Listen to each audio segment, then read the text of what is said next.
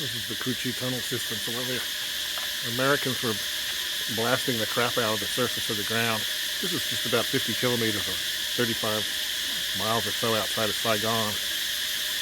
You know, underneath they had these trap doors that went down into a tunnel system with hospitals, and they had storage rooms and kitchens, and even the smoke from the kitchens went through this wet filter system and went off in some distance away, and then would come out like very far away, 300 meters away. So, and then, you know, the wet smoke wouldn't rise up into the air, so they couldn't see it from the air. So yeah, it's very hard to find. They tried bombing it. They tried putting water down it. They had booby traps in it. They tried tunnel rats, but it was more like a maze.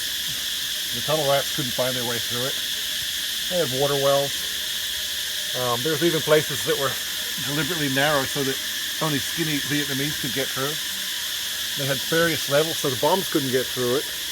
The water, if it was poured down, it would just flow out to into the river, or the people could escape out into the river through the underwater section here. And they even tried poisonous smoke, and they just closed the trap doors on the lower levels, and the smoke couldn't get in. And then they even tried sending sniffer dogs down in there, but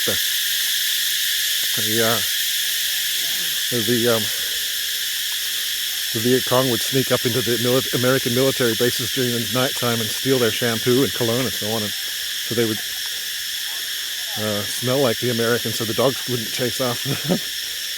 And then, yeah, so they're pretty tricky, very tricky people. And this was just outside Saigon, so there was no way they could stop it. There was 10,000 soldiers just outside Saigon at that time that they, you know, couldn't get to. And they even had tunnels underneath the American military base just outside Saigon. So yeah, very clever.